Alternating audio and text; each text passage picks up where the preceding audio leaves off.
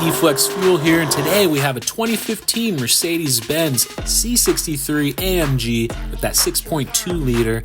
We're installing our eFlexPro E85 kit. Here you can see the fuel lines with the quick connects, which makes installing that ethanol content sensor a breeze, fully reversible. That's going to plug into our harness. It's real-time measuring the ethanol percentage in the fuel.